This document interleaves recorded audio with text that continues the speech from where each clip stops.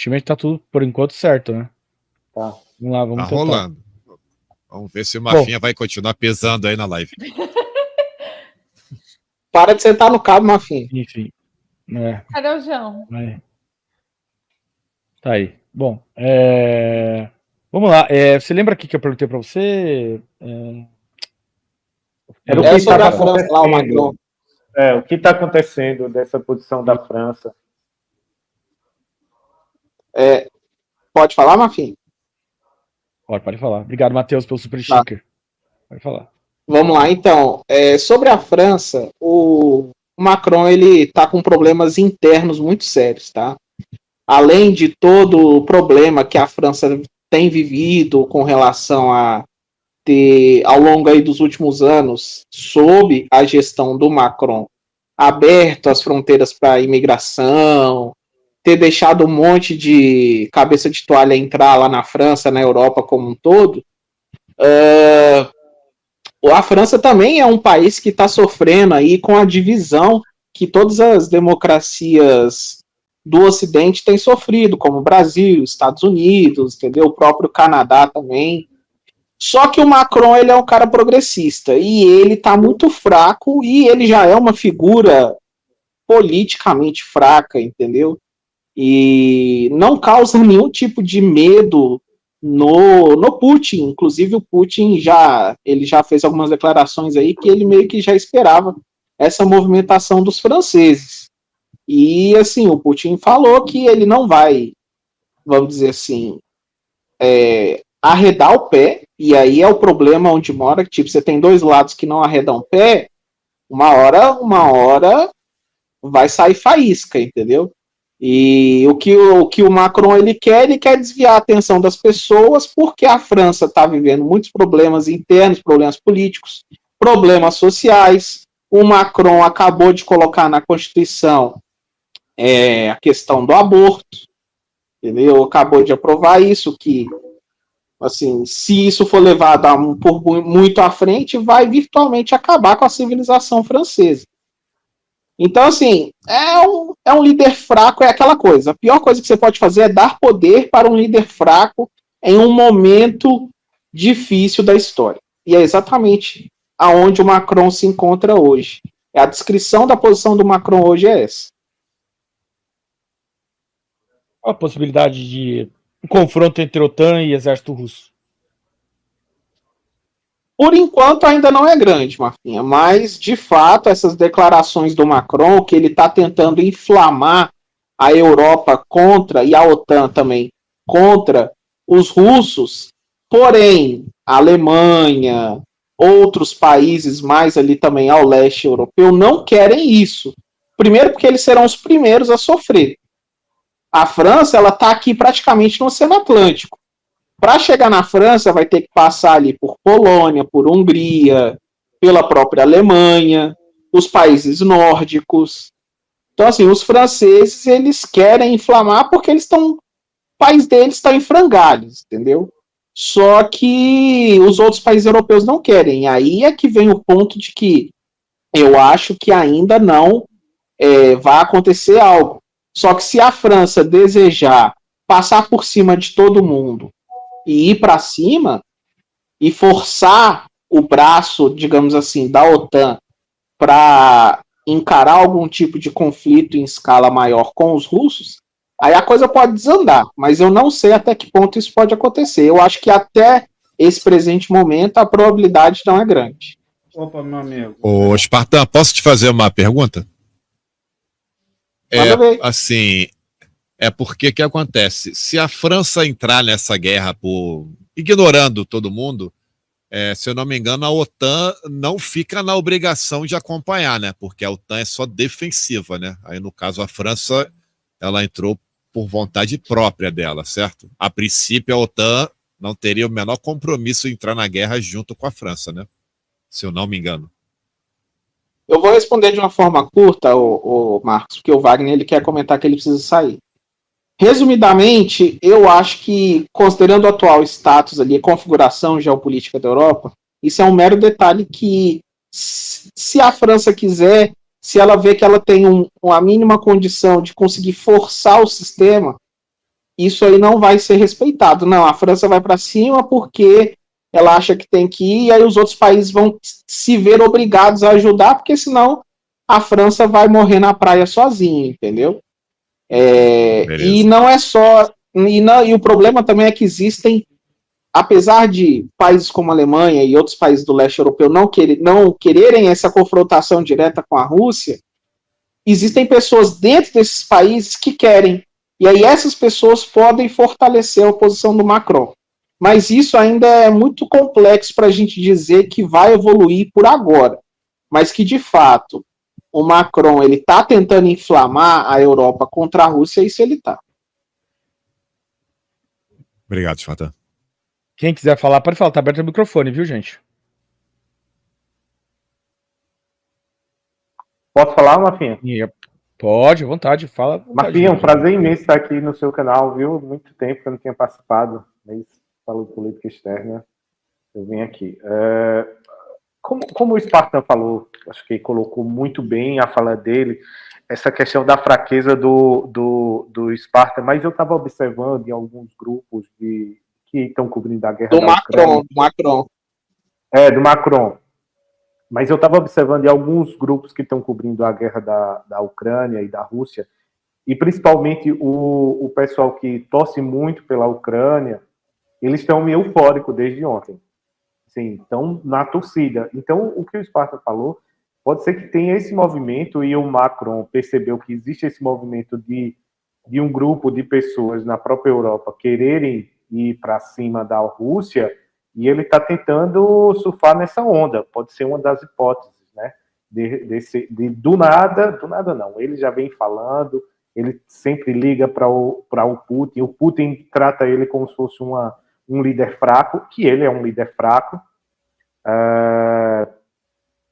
E eu acredito nesse momento que ele está tentando surfar nessa onda desse grupo de pessoas que estão querendo que essa guerra aconteça, essa guerra generalizada na Europa. Será que pode ser isso, Sparta? Sim, é por aí, porque a Europa, tem muita gente dentro da Europa, principalmente pessoal mais ideológico, progressista, eles detestam a Rússia, chamam os russos de extrema-direita, entendeu? E uma coisa que o Trump fez durante a gestão dele é justamente falar para os europeus, olha, vocês querem bancar algum tipo de oposição maior aí aos interesses russos na Europa, beleza. Mas nós, dos Estados Unidos, não queremos mais ficar pagando essa conta para vocês. Vocês precisam começar a pagar, a bancar os seus problemas, os problemas que vocês mesmos arrumam. E aí, nisso, os europeus, como não estavam acostumados, na época ali 2017, 2018, eles ainda não estavam com essa visão de realmente conflituosa que tem hoje, eles pensavam que não, então a gente vai ter que segurar a onda, a gente não vai poder ir muito para cima, primeiro a gente precisa fortalecer nossas forças armadas, e aí os países começaram a aumentar os gastos militares. E aí... Eu fazer pergunta para você depois, viu? Tá. E aí o que aconteceu foi que agora os países ali já fortaleceram suas forças armadas em muitas questões, e agora eles estão meio que naquela, não, a gente precisa partir para cima da Rússia, etc. e tal. Só que o problema é que, como o Mafinha pontuou bem, a Rússia, ela é uma potência militar e ela também não está sozinha, tem os seus aliados, tá? Então, assim, esse é o grande problema que pode levar para um conflito em larga escala. Pode falar, Edinho. Ô Sparta, a gente sabe que já demonstrou várias vezes que os militares franceses, eles também são meio independentes e eles têm lá suas rusgas com o Macron, né? E como seria a posição da Força Armada Francesa? Que ela é toda junta, ela não é dividida, né? Ela é diferente, né? A estrutura dela. O que é que você acha? Não, ela é porque, assim, é um comando conjunto, mas as atividades, elas são separadas. Tem a Arme de l'Air, né, que seria o equivalente à Força Aérea Francesa e tal, e tem lá o Exército e a Marinha também. A questão é que eles têm um comando conjunto. Mas seria uma atuação em conjunto. O fato deles terem um comando em conjunto não gera tanta diferença. Não, mas a pergunta não é essa. A pergunta é que a gente sabe que muitos militares franceses têm rusgas com o Macron. Eles já declararam, já teve cartinha, já teve nota de repúdio lá dos militares franceses. Como é que você enxerga, o que você acha que está dentro das Forças Armadas russas? Não, entendi agora o seu ponto. Não, entendi agora.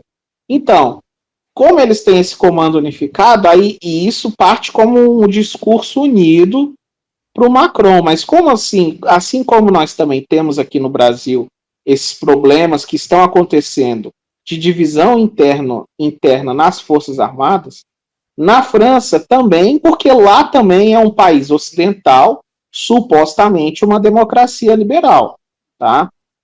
Então, o grande problema é que o Ocidente deixou-se infiltrar por décadas com pessoas que têm pensamento nocivo para o Ocidente. Essas pessoas minaram as bases ocidentais e hoje nós estamos colhendo o fruto. E quais que são as bases do Ocidente? Muita gente fala que vai falar de democracia liberal, etc. e tal. Não, a primeira base e a mais importante do Ocidente hoje é o cristianismo. E o que está acontecendo com o cristianismo? Está sendo bombardeado o tempo todo. Porque a partir do cristianismo que surge a ideia da liberdade da pessoa poder ter ali o livre-arbítrio. Ele surge dentro do cristianismo, entendeu?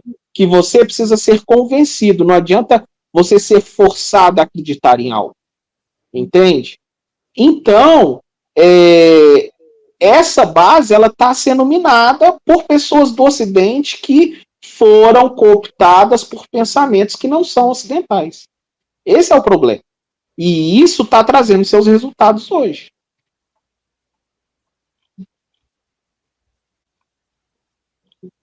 Alguém quer falar sobre esse assunto mais aí, sobre a questão da França, Ucrânia, a Terceira Guerra? Como o Carlos fala, eu me senti contemplado com a fala do Spartan. Eu só queria, se você me permitir, Mafinha, que ver se o Spartan tem alguma ideia sobre um possível desdobramento, supondo que a França entre na guerra e a OTAN. A gente sabe que a Rússia não tem a menor condição de lutar contra a OTAN, ia tomar um pau.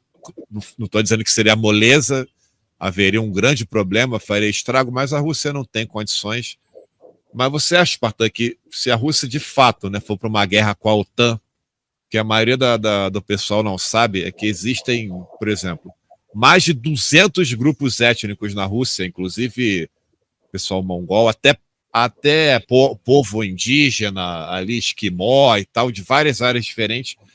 E tem áreas da Rússia que querem se separar da Rússia, lá dentro. Só não se separam porque o exército Putin mantém essa galera ali sob o chicote. Você acha que se a Rússia entrar em guerra, existe uma chance dela ser quebrada em 2, 3 ou até mais países? Ela perdendo a guerra, no caso? Porque eu vejo isso bem possível, tá? Seria um pesadelo para o Putin, né? Sim, existe essa possibilidade, Marcos. Mas o Putin, como que a Rússia ela funciona muito a Rússia ela funciona muito através dos, a gente já conhece aqui como os warlords, né? Que são senhores da guerra que controlam ali rincões russos que ficam mais afastados da capital Moscou, entendeu? Que a maior parte da população russa se concentra ali na região oeste da Rússia, ali próximo a Moscou. Só que uma coisa que a gente precisa atestar, e isso não é algo que deve ser ignorado, primeiro, os russos eles estão ganhando algo que é valioso nessa questão da Ucrânia, que é, primeiro, uma economia já voltada para a guerra. Segundo, experiência em combate. Mas o combate não vai se dar somente ali na Ucrânia. Sim, não vai se dar. Mas caso a OTAN decida toda se levantar contra a Rússia ela terá isso ao seu favor. A Rússia não é uma potência militar pequena e a ser menosprezada, e a Rússia tem seus aliados. A OTAN ela tem um poder tecnológico bem superior, e uma vez ela se imbuindo completamente nessa campanha, ela tem uma chance maior de vitória. E aí é que mora o perigo, porque uma vez o Putin vendo uma derrota iminente, como o Mafinha falou aqui, o que impede ele de apertar o botão vermelho? Esse é um problema que tanto a OTAN quanto os Estados Unidos e a própria Rússia, aliados russos, vão se deparar. Ora, a gente vai deixar esse conflito escalonar a ponto de que a gente corra o risco de sofrer um apocalipse nuclear? Que isso pode acontecer se o conflito se escalar, tá? Assim, as elites... deixa eu só mostrar para vocês aqui, antes da Pan falar, como seria um revide de um ataque nuclear. Quer dizer, a gente não sabe, né? Isso é o que tá aí no videozinho, mas enfim. Mas aí, aparentemente, tem aí mostrando os alvos principais, as cidades-alvos principais da Rússia em um possível ataque nuclear aí, né? Então tem uma estimativa de fatalidade, 5 milhões. Aí, bom, se chegar a esse ponto aqui, rapaziada, já era, entendeu? A coisa foi pro caralho. A questão é o seguinte... Se chegar aí, arrasta pra cima a humanidade, Mafinha. Se chegar nesse nível aí... Aí já era, né? Posso trazer um ponto rapidinho sobre esse mapa aí que você tá mostrando, Mafinha? O que acontece? Claro. Uma coisa que as pessoas não pensam é o seguinte: existem ventos predominantes, entendeu? Em toda a área do globo. Nessa região aí, principalmente a região mais a oeste da Rússia, isso foi comprovado principalmente quando houve a explosão da usina de Chernobyl. Quando houve a explosão da usina de Chernobyl, pessoas que moravam na Suécia sentiram a elevação da radiação. Deu problemas em equipamentos de raio-x, essas coisas, por conta do aumento da radiação que foi levada pelo vento. E um ataque nuclear aí na região oeste da Rússia pode se virar em termos de radiação contra a própria OTAN. Isso é um detalhe aí que precisa... Não pode, isso aí é garantia total. O mundo é um aquário e o vento dá a volta no mundo. Então não tem. Se houver uma quantidade de bombas nucleares explodidas assim, vai ter... eu não sei se chega a ter inverno nuclear, porque é muito difícil ter um inverno nuclear. Precisa ter uma quantidade de partícula na atmosfera assim gigantesca. Mas tem o revide, né, Mafinha? Desse mapa aí, né? Lembra? Não vai acontecer isso, né? Só com a Rússia. Tem o revide, né? Mas que o nível de radiação... então, aí que tem um detalhe também. A gente não sabe como é que estão essas gengivas nucleares russas, né? Porque a gente escutou desde o começo da guerra que a Rússia tinha mísseis hipersônicos, tinha uma armada, uma frota naval muito moderna, e eles não ganharam em nenhuma dessas condições. Eles estão ganhando na velha e boa guerra de quem falou isso estava... Não, mas desculpa. Quem falou que a Rússia tinha uma armada assim, desculpa, mas não entende nada. Eu tô citando. Porque não é informação sigilosa isso. O Spartan me corrija se eu estiver errado, mas se você tiver, vamos ali para viajar na maionese. Você partir do princípio que esse gráfico é verdade, eu não vou nem contar com o contra-ataque da Rússia, tá? Vamos dizer que a Rússia, sei lá, cachimbo caiu, cochilou, e só ela tomou essa cacetada de míssil aí.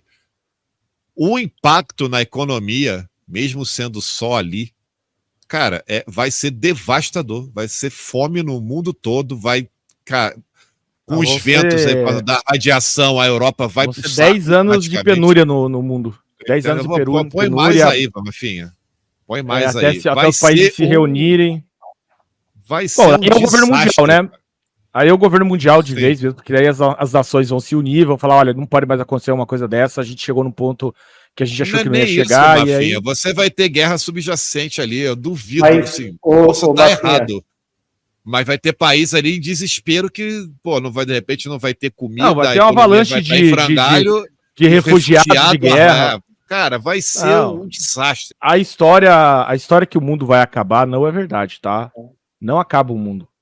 Não acaba todos os seres humanos. Não acaba. Isso aí é papo de cientista, que eles exageram as coisas. Tem um motivo nobre para exagerar, é para justamente botar medo dos caras para fazer uma barbaridade dessa, mas o mundo não acaba. Né? Os seres humanos vão continuar sobrevivendo, vai diminuir a população, vão ser talvez um século de penúria, mas a gente já sobreviveu a catástrofes muito maiores do que essa aí. Por exemplo, catástrofes por exemplo, tem o vulcão Toba, eu sei que o nome é esquisito, mas o vulcão Toba, ele explodiu, né?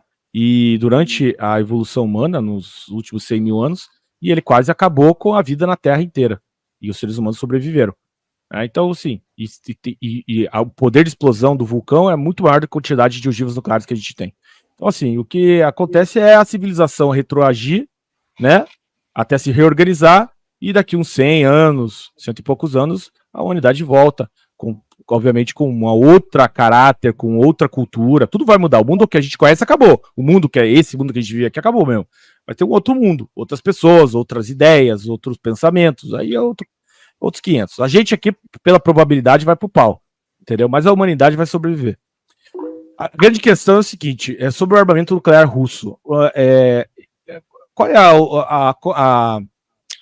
é a confiança que se tem nesse armamento nuclear russo? Porque é o seguinte, muitas das ogivas nucleares russas são ainda do tempo da União Soviética, né? São ogivas ainda que eram daquele tempo, né? Eles produziram algumas ogivas aí novas, tem bastante coisa nova, mas não o suficiente para um ataque de saturação. E se esse equipamento militar russo estiver tão defasado e quebrado, porque ele precisa de uma manutenção cabulosa, quanto aconteceu com o equipamento russo que foi levado para a linha de frente nos começos da guerra, né? Já para pensar nesse sentido? Na hora que os russos precisarem das suas ogivas, apertarem o botão e o botão não funcionar, né? Então, assim, é uma situação complexa. Eu tendo... Posso falar? Depois dessa guerra... Eu deixo de falar assim, mas é que o Jorge queria falar. Só concluindo aqui. Tá. Eu tendo a achar que depois que a gente viu a Rússia não conseguindo vencer a Ucrânia, né, de primeira, não conseguindo nem chegar em Kiev direito, né, tentando, assim, tomando pinote no mar, né, por causa dos drones ucranianos que tem um exército capenga, tem velho no exército ucraniano, tem mulher, tem tudo, é um exército de bosta, né, mas que tá conseguindo segurar a Rússia, toda poder. Então, assim, eu não consigo mais confiar no poder bélico da Rússia, me desculpa, não consigo mesmo. Pode deixar o George falar e aí o Spartan fala. Antes dessa questão que você falou sobre a questão do mundo globalizado, o governo mundial. Será que um dos pontos também de tudo isso que está acontecendo não é criar aí a teoria da conspiração, vou colocar aqui uma tese, não é criar uma guerra mundial mesmo para chegar ao 2030 e ter um governo mundial? É isso, o mundo vai se juntar, vai fazer que nem lá em 45, disse, galera, vamos se juntar, vamos fazer a ONU, e já teve a ONU, e agora por que não ter um governo mundial, depois que esse conflito acabar? Diminuir uma parte da população, tão sonhada, tão desejada por muitos cientistas e por muitos ambientalistas, sem contar que a gente está num momento dessa economia verde, e tanto se fala que o homem está interferindo, e o homem está destruindo o carbono, tantas coisas estão acontecendo, será que isso não é o desejo? E o Macron está usando, sendo o primeiro a verbalizar isso nesse momento dessa guerra, é um excelente momento agora também para fazer esse cavalo de pau. Isso pode ser possibilidade, entendeu? Era só isso que eu queria colocar, mano. Eu vou falar aqui, eu achei que... Pode falar, Pam, pode falar. Ô, Spartan, deixa eu te perguntar uma coisa. Na verdade, assim, como que você enxerga hoje nesse... A gente sabe que o Putin ele tem umas relações meio... não as claras, mas a gente sabe que existem relações entre Rússia, China, Coreia do Norte, a própria Venezuela aqui do nosso lado, e eu acho que isso também traz uma tendência de aproximação entre o Lula também com o Putin, se caso estourar mesmo uma guerra. Mas, assim, tendo em vista essas relações estranhas, né, dentro desse eixo comunista, vamos assim falar, o que você acha dessa aproximação? E somando, eu queria que você falasse para a gente qual seria o potencial poder bélico dessas nações, se caso a gente tenha de fato uma terceira guerra mundial. Acho que você conseguiu entender, né, o que eu quis falar. Deu para entender sim, então. Então, existe já uma aliança bem sólida entre China, Rússia e Irã, tá? Uhum. Essa aliança ela tá bem sólida. A China ela fornece equipamentos militares para a Rússia hoje, alguns equipamentos militares, tá? A China fornece muitos insumos para que a Rússia fabrique também seus equipamentos militares. A Rússia tem uma indústria bélica muito forte. E também para o Irã, e a Rússia também fornece para o Irã, tanto insumos quanto equipamentos também, muitos drones que o Irã, por sua vez, também fornece para a Rússia.